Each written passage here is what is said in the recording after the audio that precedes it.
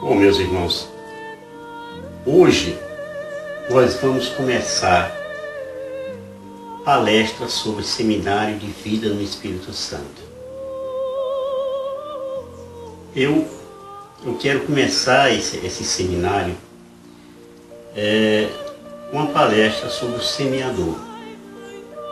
Foi assim que há 18, 19 anos atrás, eu fiz o meu Seminário de Vida no Espírito Santo. E essa palestra, ela me tocou muito, né?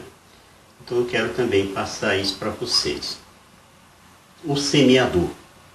Você pega a sua Bíblia e essa pregação, né, essa passagem do semeador, ele está no Evangelho de Mateus, no capítulo 13, Marcos no capítulo 4 e em Lucas no capítulo 8. Tá certo? Com uma palestra sobre o semeador. E é o caso de se perguntar: o que vamos semear? O que nós esperamos colher? Ora, o nosso objetivo é o reino dos céus. O próprio Jesus nos explica isso em Mateus, no capítulo 13, versículo 24, quando ele diz: o reino dos céus é semelhante a um homem que tinha semeado boa semente em seu campo. Ora, Jesus pregou isso a uma multidão, né? E em seguida ele explicou aos apóstolos, como nós vamos ver em Mateus, no capítulo 10, no versículo 7, que diz: por onde andardes, anunciai que o reino dos céus está próximo. Veja que Jesus, quando explicou depois aos apóstolos, ele deu grande importância ao que eles estavam aprendendo, né? Quando ele disse em Mateus 13:11, porque a vós é dado compreender os mistérios do reino dos céus, mas a eles, né, eles estavam se referindo aos mestres da lei, aos fariseus, aos anciãos, não. São Paulo, quando estava instruindo os coríntios, disse também com firmeza: aquele que dá a semente ao semeador e o pão para comer, vos dará rica sementeira e aumentará os frutos da vossa justiça. Isso aí está em 2 Coríntios 9:10. Irmãos, mãos à obra, a messe é grande. Tá certo? Falemos primeiro daqueles que foram os primeiros semeadores. Um semeador por excelência é Jesus, né? Em Isaías 61, nos versículos 1 e 2, ele diz: o Espírito do Senhor repousa sobre mim, porque o Senhor consagrou-me. Outro grande semeador foi João Batista, né? João Batista pregava um batismo de conversão. Marcos 1:4. São Paulo, outro grande semeador, como semeou São Paulo. Ele disse lá num determinado momento: eu plantei, Apolo regou, mas Deus é quem faz crescer. 1 Coríntios 3, no versículo 6 e 8. Outros grandes semeadores, os apóstolos, o clero e, por último agora, os leigos. Como nós estamos semeando. A gente precisa ter essa, não só a técnica, né? Mas nós precisamos saber semear, saber o que semear. Receber a semente pura de Jesus para semear e procurar os campos. Qualquer campo para você jogar essa semente. O reino dos céus. O semeador saiu lançando a semente. Então diz em Mateus 13:4, um semeador saiu a semear. Tudo dependeria do solo. Esse solo que está se referindo é o nosso coração, o seu coração. Então, como está o seu solo? Ele está preparado para receber essa semente? Ele está limpo? Eu não vou dizer aqueles questão de organização, se ele está organizado ou não, né? Mas eu estou dizendo assim, ele está puro. Depois, ainda em Mateus, na continuação, ele diz e semeando, parte da semente caiu ao longo do caminho. Os pássaros vieram e a comeram. Ora, os campos da Palestina eram campos pequenos e irregulares, né? E muitos desses campos, nos lugares onde passavam as caravanas, eram endurecidos aqui pelo aquele pisoteio. Então, frequentemente, quando o plantador espalhava sementes sobre o solo que estava recém-arado, algumas dessas sementes caíam na superfície dura da beira do caminho. E ali se tornava alimento para as aves, né? Por quê? Porque aquela semente não germinava, claro, e as aves então aproveitavam e vinham e comiam a semente. Então, ora gente, o solo impenetrável na história de Jesus representa os ouvintes, né? Cujos corações estão endurecidos pela obstinação e pelo orgulho, os corações que não podem suportar a dor da honestidade, né? Então, quando falamos de coração endurecido, pensamos logo nos fariseus. E eles certamente estavam nesse filme aí. Então, seus preconceitos, as suas arrogâncias, egoísmo sobre o reino de Deus, né, o poder carnal, lhes impossibilitavam de reconhecerem Jesus como Messias, por exemplo. Mas de onde veio esta resistência de aço ao evangelho do reino de Deus? O que é que faz com que muitas pessoas, até mesmo alguns religiosos, se tornem tão duros contra este gracioso convite de Jesus? Então, meu irmão, minha irmã, não deixe o maligno arrancar as sementes que estão semeadas em seu coração. Não deixe que o inimigo perceba que o seu coração é um coração de beira de estrada, um solo duro. Resista. A semente é a palavra de Deus. A multidão ficou maravilhada, né? A multidão para quem Jesus estava falando. Mas provavelmente ela não entendeu nada do que Jesus estava dizendo. O próprio Jesus diz lá, só não entendeis esta parábola, dizendo já para os discípulos que estavam com ele há algum tempo. Como entendereis então todas as outras? Então a parábola contém 3 elementos que a gente precisa distinguir bem. Temos o semeador, temos a semente e temos os solos. Tá certo? Esses 3 elementos. Semeador, semente e solo. O semeador é habilidoso e espalha a semente por igual, né? A semente é boa, indiscutivelmente, porque essa semente foi entregue por Deus. Então, Deus não entregou para a gente uma semente ruim, uma semente que não fosse dar fruto, né? Então, o trabalho do semeador e a capacidade de germinação da semente depende muito do solo. E aí entra você. O solo é o seu coração. Quem é o semeador? Embora no Evangelho não diga, né, porém, muito certamente, ele próprio Jesus é o semeador. A aplicação por Jesus das palavras de Isaías na sinagoga, por exemplo, parece que sugeria essa interpretação. Se lembra quando ele estava na sinagoga em Nazaré, que ele disse: assim se cumpre para eles o que foi dito pelo profeta Isaías. Ouvireis com vossos ouvidos e não entendereis, olhareis com vossos olhos e não vereis, porque o coração deste povo se endureceu. Ou seja, o coração, o solo deste povo se endureceu.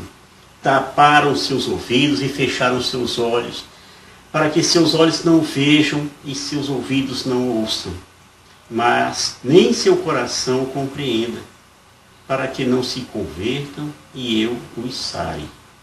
Isso aí está em Mateus 13, no versículo 14 e 15. Se, porém, o propósito dessa parábola era fortalecer os corações de seus discípulos que esperavam o reino para levar as almas diante dele, então todos os que semeariam com o Evangelho, depois deles, teriam que fazer parte desse complexo plantador. Depois dele, quem que veio? Claro, viemos nós. Então, o significado da semente é claramente dito a nós. A semente é a palavra de Deus. Realmente, esta parábola nos diz que a palavra de Deus é a semente germinante da vida, como lemos em Filipenses 2,16. Né? E isso tem poder. Até Satanás sabe onde está o poder. Então diz lá o texto: os que estão à beira do caminho são aqueles que ouvem, mas depois vem o demônio e lhes tira a palavra do coração, para que não creiam nem se salvem. Lucas 8,12. É através desta palavra que chegamos a conhecer Deus e seu Filho. Quando em João, no capítulo 17, no versículo 3, ele está dizendo: ora, a vida eterna consiste em que conheçam a ti, um só Deus verdadeiro, e a Jesus Cristo que enviastes. Falemos do coração duro, aquele que está na beira da estrada. Né? Já estamos falando dele. Os corações solos, né, duros, na margem da estrada, certamente nada produzem, porque não conseguem germinar. Então, trata-se de pessoas que ouvem e até gostam da palavra, mas eles vivem num mundo totalmente diferente. Não falam a mesma linguagem de Jesus. Então, por quais motivos essas pessoas viriam ouvir Jesus? Por curiosidade? Pela novidade? O que deve ser feito com eles? Eu digo, meu, nada. Eles estão sem esperança em sua dureza, mas na hora que se abrirem, vão receber. Falemos agora do coração raso. Né? O coração raso é aquele solo pedregoso. Diz o texto em Mateus 13, versículos 5 e 6, assim: outra parte caiu em solo rochoso, onde a terra era pouca, e logo nasceu, visto não ser profunda a terra. Saindo, porém, o sol a queimou, e porque não tinha raiz, secou-se. Não era uma terra misturada com pedrinhas, mas um solo com menos de 15 centímetros de profundidade, sobre uma laje enterrada. Né? Então, não havendo lugar para a planta enraizar-se, ela cresceu ali rapidamente e bela, mas o calor do sol logo veio e revelou a sua fraqueza. Ela floresceu nos dias frescos, né? E que dias frescos são esses? É o tempo da bonança, né? Ela floresceu, né? A gente, quando está no tempo bom, a gente... Mas morreu nos dias quentes. E que dias quentes são esses? É o tempo da provação. Né? O tempo que a gente diz assim, puxa, aí você começa a odiar a palavra.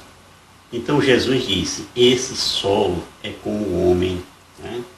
É como um homem que ouve a palavra e a recebe logo, com alegria, mas não tem raiz em si mesma, sendo antes de pouca duração.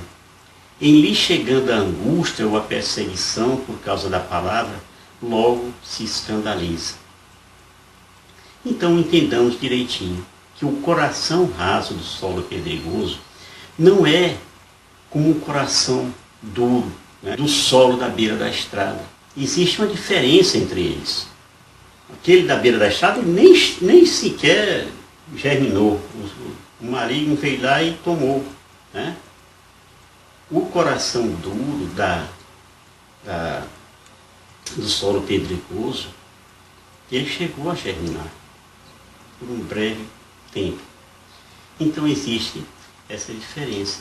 Esses corações emocionalmente excitáveis, né, e impulsivos, eles agem pelas circunstâncias imediatas, né, pelas multidões excitadas, etc. Mais do que por um entendimento do que está sendo ensinado. Ele entra ali naquela emoção, mas ali não vai ficando nada. Eles são negligentes sobre futuras exigências e desafios. O anúncio do Evangelho não desceu muito profundamente dentro do seu entendimento e vontade. Dessa forma, quando as circunstâncias mudam, né, ou quando os dias difíceis de perseguição e adversidade chegam, então é que fica evidente que não existe a raiz profunda da fé para sustentá-los. Coração raso é apaixonado, né? Porém ele é apressado. Ele acolhe a palavra com alegria. Ele até se entusiasma com a palavra, mas é só emocional. Então o Evangelho deve sempre trazer alegria, mas ele precisa ser uma alegria profunda, o bastante para suportar os choques do dia a dia. Essa alegria, ela precisa ser daquela em que o tempo e a circunstância não podem nos tirar. Venha o que vier, a gente permanece firme. Certo? Veja o que diz, por exemplo, em João 16, nos versículos 22 e 24. Você que está fazendo esse seminário, tem que se habituar a pegar na Bíblia, certo? Olhar, consultar, ver aquilo que a gente está anunciando. Então, João 16, 22, 24 diz assim: assim também vós, sem dúvida, agora estáis tristes, mas hei de ver-vos outra vez, e o vosso coração se alegrará, e ninguém vos tirará a vossa alegria. Naquele dia não me perguntareis mais coisa alguma. Em verdade vos digo, o que pedirdes ao Pai em meu nome, Ele vos dará. Até agora não pedistes nada em meu nome. Pedi e recebereis para que a vossa alegria seja perfeita. Então, gente, ela precisa ser uma alegria pela coisa justa.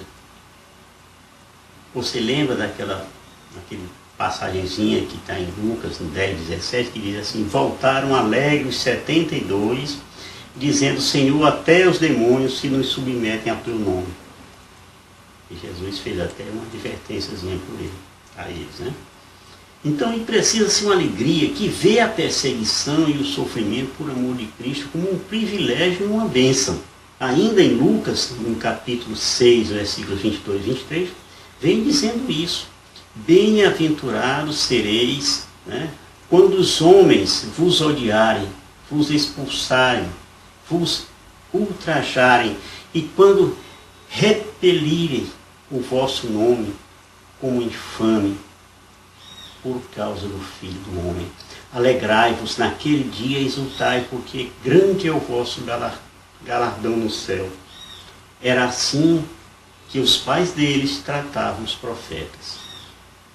Então, meus irmãos, precisamos seguir os passos do nosso Senhor, que em vez de gozo que se lhe oferecera, né, ele suportou a cruz, está sentado à direita do trono de Deus. Isso aí está em Hebreus, no capítulo 12, versículo 2. Tornar-se um cristão é com certeza uma experiência emocional, não deixa de ser, mas é também uma experiência da nossa mente e da nossa vontade. Isso é importante dizer. Falemos agora do coração inconstante, aquela semente, né, que caiu entre os espinhos. Diz em Mateus 3, no versículo 7, assim: outras sementes caíram entre os espinhos cresceram e as sufocaram. Então, esta parte da história de Jesus sobre o semeador não se refere à semente lançada sobre um solo já visivelmente infestado de ervas daninhas, né? Veja que Jesus não ia plantar numa coisa que sabia que já estava tudo infestado, mas num solo adulterado com semente de plantas inúteis e daninhas, que veio logo em seguida, certo? A pessoa que foi lá foi para receber. Então, o solo de que falaremos nesse tópico é um solo bom, um solo fértil, profundo, mas está corrompido. Os espinhos, que não produzirão nada de bom, simplesmente crescerão para sobrecarregar esse solo e enfraquecer a boa semente, até que ela fique também frutífera. Então é deste solo infestado de espinhos, né, que Jesus diz: o terreno que recebeu a semente entre os espinhos representa aquele que ouviu bem a palavra, mas nele os cuidados do mundo e a sedução das riquezas o sufocaram e a tornam infrutuosa. Mateus 13, 22. Então, nessa lista de empecilhos para a frutificação, Marcos 4, 19 acrescenta as múltiplas cobiças. E Lucas 8, 14 diz os prazeres da vida. Ou seja, você de repente recebeu uma semente, essa semente cresceu em você, mas essas cobiças múltiplas, né, e esses prazeres da vida foram lhe dizendo assim: olha, não vai mais lá não precisa você ir, você tem que ir para uma reunião com os patrões, você precisa ir para uma reunião, uma festa não sei aonde, você precisa ir para um show, você precisa... Aí você começa a se encher de atividade fora da igreja, que de repente é como se você estivesse dentro de um terreno todo espinhoso, que você não consegue mais se desvencilhar dele. Então aqui não falo somente de vida, mas eu falo de crescimento. Entre os que fazem o seminário de vida no Espírito Santo, não houve perseverança? O fracasso vem do que acontece depois, né? O crescimento das distrações surgidas da terra divide um coração e dissipam a energia da alma. O amor pelas coisas, né? Pelos bens materiais, pelas aquelas amizades que podem lhe render algum fruto, né? Financeiro, certo? Efetivamente podem sufocar o espírito. Dinheiro e propriedade, uma riqueza que parece tão tangível, né, e tão real, mas é enganadora. Então elas prometem realizações, né, mas nunca dão realmente. Diz em Eclesiastes, no capítulo 5, versículo 9 e 10, é o seguinte: aquele que ama o dinheiro nunca se fartará, e aquele que ama a riqueza não tira dela proveito. Também isso é vaidade, né? Quando abundam os bens, numerosos são os que o comem. E que vantagem há para os seus possuidores, se não vê como se comportam? Então, em Provérbios 23, no versículo 5, diz assim: elas riqueza, prometem segurança, né? Mas batem asa como uma árvore selvagem. Mal fixas os olhos nos bens e nada mais há, porque a riqueza tem asas como a águia que voa para o céu. Meus irmãos, nós precisamos na prática, antes do emocional, ao lidarmos com coisas materiais. Finalmente, falemos dos deleites da vida. Então eles podem agir para nos sugar, esses deleites. Então, o que há de errado com os prazeres? Alguém pode perguntar isso: o que há de errado com os prazeres? A vida do reino tem que ser uma longa dor de cabeça de miséria e negação de si mesmo? Será? A resposta à primeira pergunta é nada. Certo? Não há nada de errado com os prazeres. E a segunda resposta é não. A vida do reino, né, não tem que ser uma longa dor de cabeça de miséria e de negação, não. Nada há de errado em trabalhar diligentemente para o nosso alimento, para você construir um patrimônio ou gozar de coisas agradáveis que Deus nos deu abundantemente, né? O problema é o que você faz, o destino, né, social, com os excessos, né, com aquilo que está sobrando para você. Nós vemos na 1 Timóteo 6,17: exorta os ricos deste mundo a que não sejam orgulhosos, nem ponham as suas esperanças nas riquezas volúveis, mas em Deus, que nos dá abundantemente todas as coisas para delas fruirmos. Contudo, elas são erradas para os que ficam sufocados por elas. Tem gente que se sufoca com o dinheiro que tem, não consegue nem dormir, né? Quando elas se tornam, né, a paixão das suas vidas, a coisa vai mal. Lembre-se dessa passagem. Ninguém pode servir a dois senhores, porque ou odiará a um e amará o outro, ou dedicar-se-á a um e desprezará o outro. Não podeis servir a Deus e a riqueza. Mateus 6:24. Aberto? Então falemos agora do coração verdadeiro, o solo bom. Diz a passagem o seguinte: outras, enfim, caíram em terra boa. Outras o quê? Outras sementes. Deram frutos 100 por 1, 60 por 1, 30 por 1. Aquele que tem ouvidos, ouça.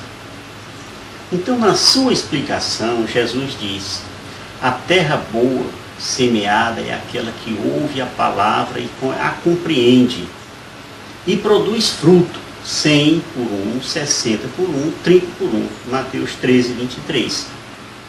Então, é no coração exemplificado pela terra boa que o espírito e o caráter do reino do céu, né, são apanhados e contidos. É aqui que a parábola tem o seu foco. As outras terras, né, aquelas resistentes, inadequadas, improdutivas, nos dizem como fracassar. Elas nos apontam, nos levam para o fracasso. A terra boa nos diz como ter bom sucesso, como ser feliz, né? Então, a esse chamado, nós, pecadores, querendo, podemos responder honestamente. Qualquer pessoa ímpia pode decidir ter um coração verdadeiro. Qualquer um, por mais maldade que tenha cometido, ele pode decidir um dia ter um coração verdadeiro. A questão é se continuará ímpia. O drogado, o bêbado e o violento de hoje, ele pode ser mudado, meu irmão. Num seminário desse, ele pode mudar totalmente a sua vida. Jesus já falara à elite religiosa em Jerusalém. O que ele disse para eles? Que os publicanos e as meretrizes vos precedem no reino de Deus. Mateus 21:31. É claro que a vida dos publicanos e das prostitutas era abertamente uma vida ímpia. No entanto, muitos deles tratavam de si mesmos e do Evangelho de forma honesta. Você lembra daquele publicano que estava lá rezando ao lado do fariseu? Ele olhava e dizia: Senhor, tem pena de mim, porque eu sou um pecador. É uma forma honesta de você reconhecer os seus deslizes diante de Deus. Já o fariseu não, ele dizia: olha, ele paga isso, com uma arrogância terrível. Então os escribas e os fariseus, em suas hipocrisias, não eram honestos consigo mesmo, nem com a palavra de Deus. Porque Jesus disse: quem é de Deus ouve as palavras de Deus. E ele disse também: todo que é da verdade ouve a minha voz. Acrescento até mesmo a passagem de Lucas. Diz que os corações bons são os que ouvem a palavra com o coração reto e bom, e retém-na, né? E dão fruto pela perseverança. Lucas 8:15. Então diz também a palavra que esses corações bons produzirão frutos 100 por 1, ou simplesmente darão frutos pela sua perseverança. O propósito de Deus para seus filhos é que sejam conformes, né? Ou seja, iguais ou semelhantes à imagem de seu filho. Isso está em Romanos 8:29.